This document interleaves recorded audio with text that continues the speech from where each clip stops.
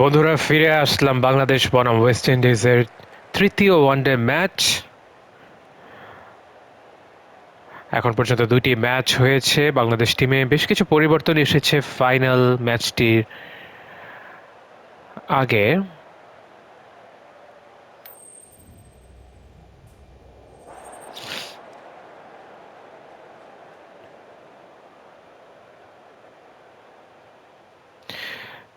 Toss দেখতে পাচ্ছি আমরা মেহেদী মিরাজ এবং শেহেপের মধ্যে, এবং টসে জিতে ওয়েস্ট ইন্ডিজ বোলিং করার সিদ্ধান্ত নিয়েছে এবং এটা একটা ভালো ডিসিশন, কারণ আমরা এর মধ্যে দেখেছি যে বাংলাদেশের ব্যাটসম্যানরা ওয়েস্ট ইন্ডিজের সিলস এবং জোসেফের বাউন্স বল খেলতে স্ট্রাগল করছিল। যাক, ম্যাচ শুরু হয়ে গেছে, মোকাবেলা করছে সৌম্য সরকার। প্রথম বলেই দারুণ কাভার ড্রাইভ, তবে সরাসরি ফিল্ডারের হাতে আর একটু হলেই কিন্তু রান আউট হয়ে যেত। প্রথম বল থেকেই উত্তেজনা দেখতে পাচ্ছি আমরা সবার মধ্যেই, দর্শকের মধ্যেও। এই ধরনের রিস্কি রান আসলে নেওয়ার প্রয়োজন নেই ওয়ানডে ম্যাচে। তৃতীয় বল এবার কিন্তু গ্যাপ দিয়ে গেছে এবং একটা মিস আন্ডারস্ট্যান্ডিং রানিংয়ে আপনারা যদি দেখেন যে দুইজন ব্যাটসম্যানই একই প্রান্তে ছিল। সাইফ হাসান রান নেননি, কিন্তু সৌম্য কিন্তু বেরিয়ে এসেছিলেন।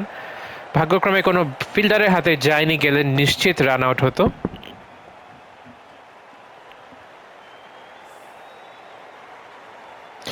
প্রথম বাউন্ডারিটি পেয়ে গেলেন সাইফ হাসান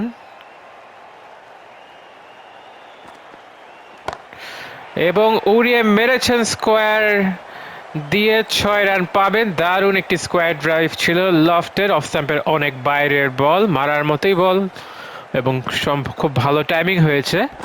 তবে এটা বলতেই হবে যে সিলসের পক্ষ থেকে খুব খারাপ বল এটা বলা যাবে না, কারণ ঠিক ওই জায়গাতে একটা ফিল্ডার আছে। টাইমিংয়ে যদি একটু বেশ কম হয় তাহলেই কিন্তু সাইফ হাসান আউট হয়ে যেতেন। আবার একটি কাভার ড্রাইভ, এবার সরাসরি ফিল্ডারের হাতে, ডিরেক্ট হিট হলেই আউট। তবে আরেকটি ডিরেক্ট হিট মিস করেছেন ওয়েস্ট ইন্ডিজের ফিল্ডাররা। দুটো রান আউটের চান্স তারা পেয়েছেন। প্রত্যেকটি বলেই কিছু না কিছু হচ্ছে। বাংলাদেশ উত্তেজনা ছাড়া ঠান্ডা মাথায় কিছু খেলছে না এখনো পর্যন্ত। এবার সৌম্য সরকারের পালা। লফটেড কাভার ড্রাইভ, ফিল্ডার থেকে একটু দূরে পড়েছে, যার কারণে ক্যাচ হয়নি। হয়ে গেল 4টি রান। জেইডেন সিলস প্রথম ওভারে অলরেডি 16টি রান দিয়ে দিয়েছেন। কোনো উইকেট পাননি এখনো তিনি। এবার ঠেকিয়ে একটি রান নেওয়ার চেষ্টা, কিন্তু শর্ট কাভারের ফিল্ডার ছিল যিনি দ্রুত দৌড়ে এসে সে রানটি ঠেকিয়েছেন। বোলারে পরিবর্তন, এবার আলজারি জোসেফ, ওয়েস্ট ইন্ডিজ টিমের অন্যতম সেরা বোলার, এবং প্রথম বলেই দারুণ আপার কাট, সরাসরি অবশ্য ডিপ স্কোয়ারের ফিল্ডারের কাছে চলে গেল। বলতে গেলে একদম লো পার্সেন্টেজ শট বলা যায়, যে হাই রিস্ক কিন্তু লো আউটপুট। যাই হোক, কোনো উইকেট পড়েনি। কাভার ড্রাইভ, গ্যাপ দিয়ে গিয়েছে। এবার সৌম্য সরকারের দারুণভাবে দৌড়ে যাচ্ছে বলটি সীমানার দিকে। আরও 4টি রান এবার সৌম্য সরকারের ব্যাট থেকে। বাংলাদেশের দুই ওপেনার খুব ভালো শুরু করেছেন এই তৃতীয় ওয়ানডেতে। এবার আরেকটি কাভার ড্রাইভ, তবে রান আউটের একটা সম্ভাবনা আছে। থ্রোটা আবারও ওয়েওয়ার্ড থ্রো যাকে বলে। 3টি আমরা দেখলাম সুযোগ যে রান আউটের সম্ভাবনা তৈরি করেছেন সৌম্য এবং সাইফ হাসান। ভাগ্যক্রমে বেঁচে গেছেন, এটা বলতেই হবে। এবার ফ্রন্ট ফুটের ব্লক, একটি শর্ট বল বাংলাদেশ টিমের জন্য এ পর্যন্ত প্রচুর ক্ষতি বয়ে এনেছে এবং সেটা সৌম্য সরকার জানেন, তাই তিনি খুব একটা চেষ্টা করেননি যে এক্সট্রা রান বের করার। এবার গ্যাপে ঠেলে দিয়েছেন, একটি রান পাবেন, কারণ একটা মিসআন্ডারস্ট্যান্ডিং ছিল শুরুতেই। তুলনামূলকভাবে যদি আগের ওভারটার সাথে আমরা তুলনা করি, তাহলে আলজারি জোসেফ এই ওভারে কিন্তু বেশ চেক দিয়েছেন। শেষ বল ওভারের, এবার একটা বাউন্ডারি হয়েই যাবে। প্রথম 5 বলে চেক দিতে পারলেও শেষ বলে একটি 4 খেয়ে এবারে 10 রান দিয়ে দিলেন জোসেফ।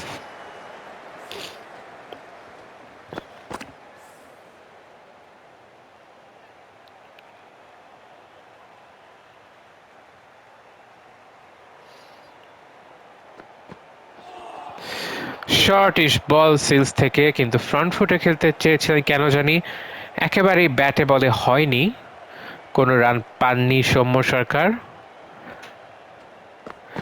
আমরা গত ওভারে সিলস থেকে তেমন একটা শর্ট বল দেখিনি, প্রচুর ফুল লেন্থ বল দেখেছিলাম যেগুলো একের পর এক বাউন্ডারিতে চলে গেছে, এবং আরেকটি আমরা একই ধরনের বল দেখলাম, জায়গায় দাঁড়িয়ে দৃষ্টিনন্দন কভার ড্রাইভ সৌম্য সরকারের। বাংলাদেশ টিমে গত 10 বছরে প্রচুর ওপেনার এসেছে, কাউকে আসলে খুব লম্বা রান আমরা পেতে দেখিনি, শুধুমাত্র তামিম ইকবাল ছাড়া। তামিম ইকবাল যেমনই খেলুক দলে ছিল, কিন্তু সৌম্য সরকার, লিটন দাস, ইমরুল কায়েস, জোনায়েদ সিদ্দিকী, আনামুল বিজয় সবাই একটা মেরিগো রাউন্ডের মধ্যে দিয়ে যাচ্ছিলেন মিউজিক্যাল চেয়ারের মধ্যে, কখনো এ তো কখনো সে। কিন্তু এখন বাংলাদেশ টিমে রিসেন্টলি দেখা যাচ্ছে যে সাইফ হাসান এবং সৌম্য সরকারের উপর বাংলাদেশ টিম যদি কিছুদিন ভরসা করে, সময় দেয়, তাহলে এই দুইজন ওয়ার্ল্ড ক্লাস ওপেনারে পরিণত হওয়ার এবিলিটি রাখে। এবং বাকি যে দুইজন আছে, তানজিদ তামিম এবং পারভেজ ইমন, তাদের ব্যাপারেও ভালো চোখ রাখা দরকার। তারা যদি শর্টার ফরম্যাটে খেলে, তবে সেখানেও তাদেরকে একটা লং রান দেওয়াটা প্রয়োজন।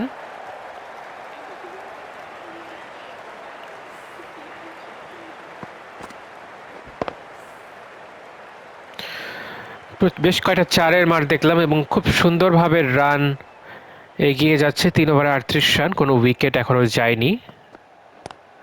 এবারই মনে হয় উইকেট চলে যাচ্ছে, এজ হয়েছে এবং শর্ট কাভারের ফিল্ডারের হাতে ক্যাচ দিয়ে সাইফ হাসান টপ এজ করে ফেলেছিলেন জোসেফের বলটি, এবং খুবই সফট একটি ডিসমিসাল,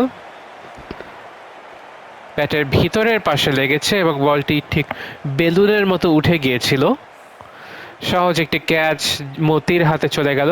6 বলে 16 রান তুলেছেন সাইফ হাসান। এবার আমরা দেখতে পাচ্ছি ব্যাটিংয়ে একটা অর্ডারের পরিবর্তন, ডানহাতি লিটন দাস এখন আসছেন শান্তর জায়গায়। তো আমি যেটা বলছিলাম যে বাংলাদেশ টিম ওপেনারদেরকে নিয়ে একটা মিউজিক্যাল চেয়ারের মতো খেলে যাচ্ছিল অনেক বছর ধরেই। একটা সিরিজে ইমরুল কায়েস 300-এর বেশি রান করে, 3 ম্যাচের সিরিজ, 2টা সেঞ্চুরি ছিল, ম্যাচ উইনিং ইনিংস ছিল, খুবই অ্যাগ্রেসিভ খেলছিলেন। ঠিক তার পরের সিরিজেই তাকে 1 ডাউনে নামিয়ে দেওয়া হয় এবং তারপরে সিরিজে তিনি বাদ। এভাবে করে আসলে এক একটা ব্যাটসম্যানের ক্যারিয়ার ধ্বংস করা হয়েছে, এবং অনেকেই বলে যে এটার কারণ হচ্ছে কোনো একজন ওপেনারকে টিকিয়ে রাখার জন্য বাকি কাউকেই আসলে ওখানে দাঁড়াতে দেওয়া হয়নি। এবং দেখা যাক, যেহেতু সেই ওপেনার এখন রিটায়ার করেছেন, সেটা যদি সত্যি হয়ে থাকে তাহলে হয়তো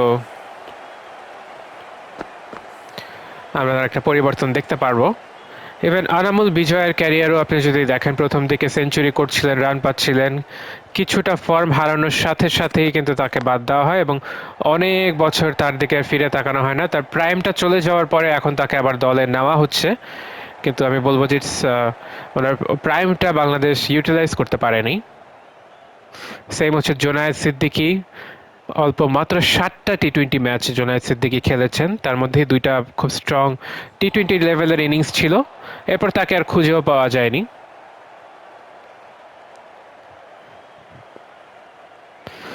সৌম্য সরকারের এভারেজে যদি চিন্তা করেন, সৌম্য সরকারের ইনিংসগুলো যদি চিন্তা করেন, শর্টের পরিধি যদি চিন্তা করেন, দুঃখজনক একটি উইকেট দেখলাম আমরা ক্যাচিং প্র্যাকটিসের মতো লিটন দাসের হাত থেকে।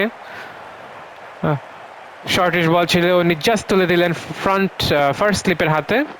ইচ্ছা ছিল তার মাথার উপর দিয়ে পাঠানোর, কিন্তু সেটা হয়ে ওঠেনি। 6 বলে 10 রান, রান রেট ভালো, কিন্তু আসলে রান রেটের থেকে বেশি প্রয়োজন বাংলাদেশ দলের একটা পার্টনারশিপ। দেখা যাক সেটা আসে কিনা। আরেকটি সুন্দর কভার ড্রাইভ, এবার ব্যাটসম্যান 4 রান পাচ্ছেন। তো সৌম্য সরকারের ব্যাপারে যেটা আমি বলছিলাম, প্রথম ম্যাচ থেকে তার যে এগ্রেসিভ ইন্টেন্ট, তার যে শট খেলার যে এবিলিটি, বাংলাদেশে খুব কম ব্যাটসম্যানই তার মতো 6 মারতে পারে। অথচ তাকে নিয়ে যেভাবে করে একটা ম্যাচ ছিল, আই থিঙ্ক তাকে 6 নাম্বারেও নামানো হয়েছিল, যে একটা মানুষের ক্যারিয়ার ধ্বংস করার জন্য, কনফিডেন্স ধ্বংস করার জন্য কিন্তু এটা একদম পারফেক্ট। যে একবার ওপেনিংয়ে নামবে, একবার ওয়ান ডাউনে নামবে, একবার ছয়ে নামবে।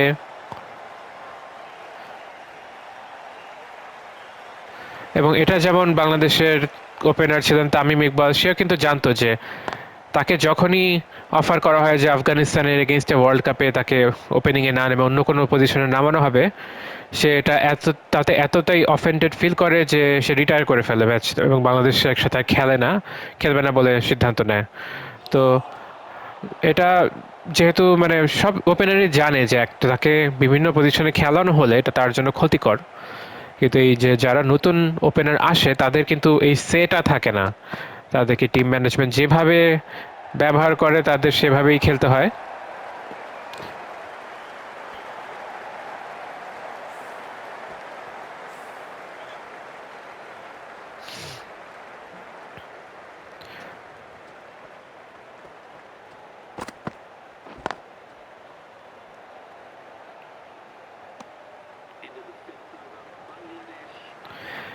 এমনকি লিটন দাসের কথাও যদি বলি, ওপেনার ছিলেন, কখনো চারে এসেছেন, কখনো পাঁচে, কখনো ওয়ান ডাউন। তো এটা আসলে কোনো একটা ব্যাটসম্যানের জন্য স্থিতিশীল পরিস্থিতি নয়। একটা ব্যাটসম্যানের একটা ফেভারিট পজিশন থাকে, সেটাই তাকে দেওয়া উচিত। এবং আমি সাকিব আল হাসানের কথাও বলবো, যেমন সাকিব আল হাসান ওয়ান ডাউনে যে পারফরমেন্স দেখিয়েছিলেন 2019-এর বিশ্বকাপে, এরপরে ওয়ান ডাউন পজিশনটা বাংলাদেশে আর কারোরই পাওয়ার কথা না, কিন্তু পরবর্তীতে আমরা আবার দেখি তাকে লোয়ার অর্ডারে ফেরত পাঠানো হয়, এবং সাকিব কিন্তু সেই একই পারফরমেন্স তার ফিরে আনতে পারেননি। মাঝখানে অবশ্যই কোভিড ছিল, ব্রেক ছিল, সাকিব ব্যান ছিলেন কিছুদিন, কিন্তু যাই হোক একটা কনসিস্টেন্সি ব্যাটসম্যানদের প্রয়োজন, যে রোলটা যে তার জন্য আসলে কি সেটা তার বোঝা দরকার। সেই বোঝাটার জন্যই দলের উচিত একজনকে একটা পজিশনে ফেলে তাকে বারবার সেটি জায়গায় সুযোগ দেওয়া। আমরা চমৎকার কিছু শট দেখছি, একের পর এক চার হচ্ছে, কাট করে ব্যাক ফুটে, ফ্রন্ট ফুটে, বিভিন্নভাবে নাজমুল শান্ত 3টি বল মোকাবেলা করেছেন, 3টিতেই চার মেরেছেন।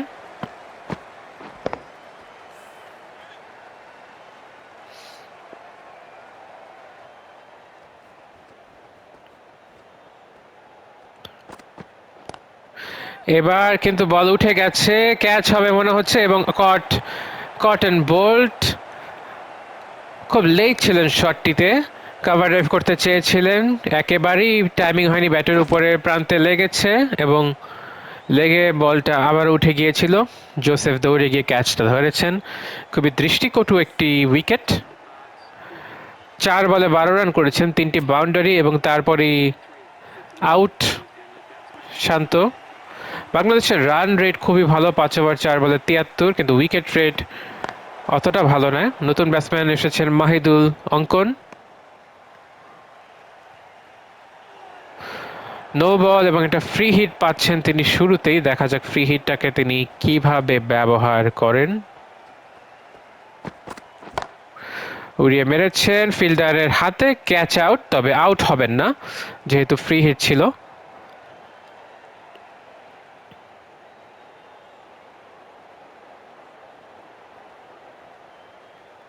তিনটি উইকেট তুলে নিয়েছেন আজকে, যে 3টি উইকেট পড়েছে 3টাই জোসেফ নিয়েছেন, এবং এখন পর্যন্ত কিন্তু কিছুটা এক্সপেন্সিভ হলেও তার বোলিংয়ে বাংলাদেশ খুব একটা সুবিধা করতে পারছে না। তার যে এক্সট্রা পেস, সেটার কারণেই 2জন ব্যাটসম্যান আউট হয়েছে বলতে হবে, এবং এক্সট্রা বাউন্সের কারণে আরেকজন। 3টা উইকেটই পড়েছে তার, তিনি এক্সট্রা যে জিনিসটা পিচে থেকে এক্সট্রাক্ট করতে পারছেন তার কারণে। বোলিংয়ে পরিবর্তন দেখছি, রোমারিও শেপার্ড এসেছেন জেইডেন সিলসের জায়গায়। সিলস একটু এক্সপেন্সিভ ছিলেন, প্রায় 40 রানের মতো দিয়ে দিয়েছেন 3 ওভারে। শেপার্ড তার কিছুটা স্লোয়ার বল, এই চেঞ্জ অফ পেসটা আবারও নতুন করে অ্যাডজাস্ট করতে হবে বাংলাদেশ টিমের ব্যাটসম্যানদেরকে। বাংলাদেশ টিমের 3জন ব্যাটসম্যান সাইফ হাসান, শান্ত এবং লিটন দাস, 3জনই কিন্তু খুব এগ্রেসিভ খেলছিলেন, খেলতে গিয়ে আউটও হয়ে গিয়েছেন। সেদিক থেকে বলতে গেলে সৌম্য যথেষ্ট এগ্রেসিভ কিন্তু মোর ব্যালেন্সড, 21 বলে 37 রান করেছেন। আমরা মাহিদুল অঙ্কনকে দেখছি কিছুটা স্ট্রাগল করছেন। ওনার প্রতিটি বলই ডিরেক্ট ফিল্ডারের কাছে যাচ্ছে, প্রতিটি শট, এবং একটা ফ্রাস্ট্রেশন আমরা তার মধ্যে দেখতে পাচ্ছি। একটা ফ্রি হিটও তিনি ডিরেক্ট ফিল্ডারের কাছে ক্যাচ দিয়েছেন, কোনো রানই নিতে পারেননি। এবারও থার্ড ম্যান ফিল্ডারের হাতে ডিরেক্টলি 5-6টি বল খেলে ফেলেছেন, কোনো রান তিনি নিতে পারেননি।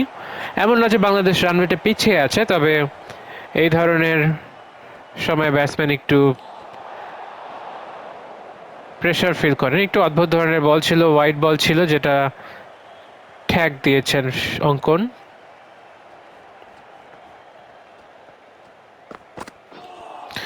এবার আবারও একটি হোয়াইট বল, এবার ফ্রন্ট ফুটে খেলার চেষ্টা, কিন্তু এটা শর্টিশ বল ছিল, ফ্রন্ট ফুটে খেলার মতো নয় একদমই। ভালো বল করছিলেন শেপার্ড, লাস্ট দুটো বলে শর্ট বল দিয়েছেন উইকেটের আশায়, তবে উইকেট পাননি। ওভারের শেষ বল, এবার কিন্তু রান পাবেন অঙ্কন। কভার ড্রাইভ করেছেন, বল চলে গেল সীমানার বাইরে, দারুণ প্লেসমেন্ট, আলতো করে পুশ করেছেন, খুব বেশি একটা পাওয়ার তিনি জেনারেট করার চেষ্টা করেননি।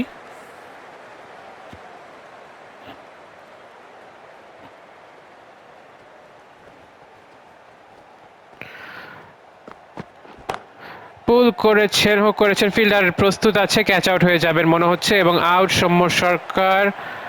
আমরা বলছিলাম যে সৌম্য সরকার দেখে শুনে খেলছেন, তবে জোসেফের এক্সট্রা বাউন্সে তিনিও পরাস্ত। একদম ওই জায়গাটাতেই একটা ফিল্ডার রাখা হয়েছিল সৌম্যকে ট্র্যাপ করার জন্য, এবং এই ধরনের উইকেট আমরা সৌম্যর কাছ থেকে আগেও দেখেছি যে তিনি ফাইন লেগ দিয়ে 6 মারতে চান, যেটা হয়ে যায় উইকেট। মেহেদি মিরাজ দলের ক্যাপ্টেন, তাকে একটু হাল ধরতে হবে। জোসেফ একের পর এক উইকেট নিয়ে যাচ্ছে, এখন মিরাজ যদি সেটা থামাতে পারে। প্রথম বল, কভার ড্রাইভ, ব্যাটের উপর দিয়ে চলে গেছে কিপারের কাছে।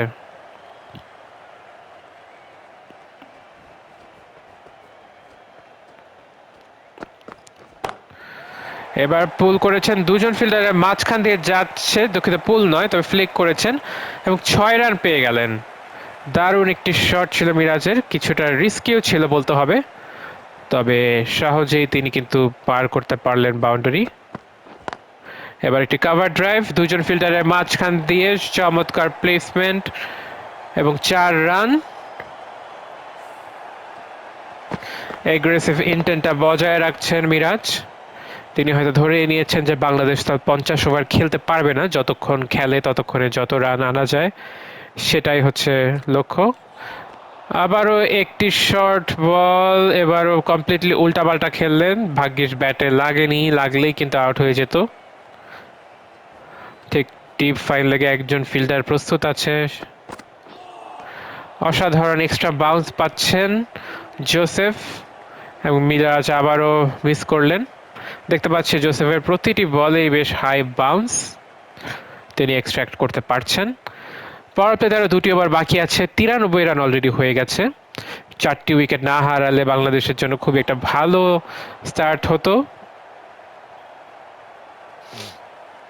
শর্ট বল, অঙ্কন কিছুটা গুবলেট পাকিয়ে ফেলেছেন। এবার কি বোল্ড হবেন না, ব্যাটের লেগে, অ্যাকচুয়ালি হেলমেটের লেগে স্টাম্পের উপর দিয়ে চলে গেল কিপারের কাছে। স্টাম্পের ঠিক পাশে ড্রপ খেয়েছিল, আর একটু হলে বোল্ড হয়ে যেতেন, একটু ব্যথা পাওয়ার কথা। অফসাইড হেভি একটা ফিল্ডিং দেখতে পাচ্ছি, উড়িয়ে মেরেছেন লং অফের দিকে, সেখানে কোনো ফিল্ডার নেই, তবে মিড অফে ফিল্ডার অনেক চেষ্টা করেছিলেন ক্যাচটি ধরার, পৌঁছতে পারেননি। 4 পেয়ে গেলেন আরেকটি অঙ্কন।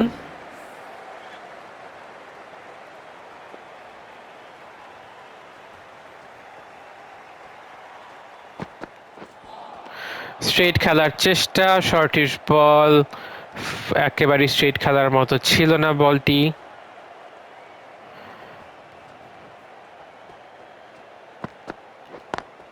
এবার স্কোয়ার কাট করেছেন, ঠিক শর্ট কভার ফিল্ডারের পাশ দিয়ে চলে গেছে, এটা কিন্তু ক্যাচ হতে পারতো। এই ধরনের শট আমরা দেখেছি যে শর্ট কভারের ফিল্ডার মাঝে মাঝে কিন্তু ধরে ফেলেন, তবে তার থেকে প্রায় 5-7 ফিট দূরে থাকার কারণে এটার ক্যাচ হয়নি, হয়ে গেছে বাউন্ডারি। এখন পর্যন্ত একটু স্ট্রিকি ইনিংস খেলছেন অঙ্কন। 3টি বাউন্ডারি তিনি ঠিকই মেরেছেন, প্রথমটি মোটামুটি এফোর্টলেস ছিল, বাট তারপরে কিন্তু তিনি কিছুটা খেই হারিয়ে ফেলেছেন। যাক, এ বলে কোনো শর্ট অফার করেননি, ওয়াইড বল ছিল। শোভ শেপার্ড গত ওভারেও 2টি ওয়াইড দিয়েছেন, এ ওভারেও একটি দিলেন।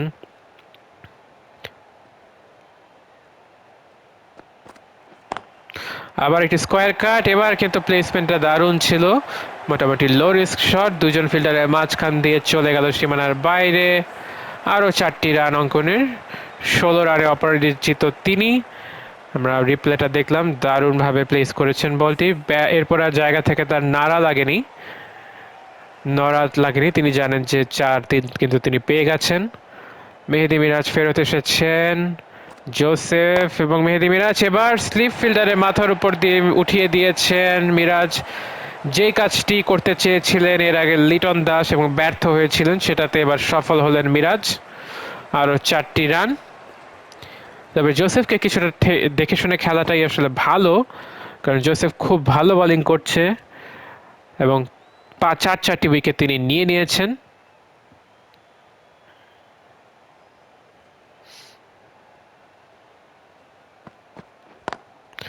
দারুণ cover drive, front foot cover drive, এবার ডিরেক্ট সীমানার বাইরে চলে গেল দুজন ফিল্ডারের মাঝখান দিয়ে। খুবই অফসাইড হেভি ফিল্ডিং, প্রচুর ফিল্ডার 30 গজের মধ্যে, কিন্তু তাদের মাঝখান দিয়ে গ্যাপ বের করে মিরাজ একটি 4 তুলে নিলেন। জোসেফ 4 ওভার 3 বলে 4টি উইকেট ঠেকে নিয়েছেন, কিন্তু রান দিয়েছেন 52। ক্যাপ্টেন শাই হোপ একটু দৌড়ে এসে বোঝানোর চেষ্টা করলেন যে খেলা এভাবে চললে ওয়েস্ট ইন্ডিজের হাত থেকে বের হয়ে যাবে। এবার একটু বলের গতিতে একটু পরিবর্তন দেখলাম আমরা, এবং একটি ডট বল বের করে নিলেন। আবারও অফসাইড হেভি ফিল্ড দেখতে পাচ্ছি, অনেকগুলো ফিল্ডার জড়ো হচ্ছেন একসাথে, কিন্তু তারপরে মিরাজ কিন্তু আগে যেখান দিয়ে মেরেছিলেন ঠিক সেই জায়গায় প্রেস করতে পেরেছেন। আরও একটি 4-এর মার, দারুণ প্লেসমেন্ট, একদম দুজন ফিল্ডারের মাঝখান দিয়ে চলে গেছে, কোনো সম্ভাবনাই ছিল না তাদের পক্ষে এটা ধরার। পাওয়ার প্লে শেষ বল, একটি ড্রাইভ মিড অফের পাশে একটি সিঙ্গেল পাবেন এবং সেই সাথে পাওয়ার প্লে সমাপ্তি, এবং আমরা একটি ছোট্ট বিরতি নিয়ে নিব। বিরতির পরে আমরা দেখব যে বাংলাদেশ টিম কেমন করে।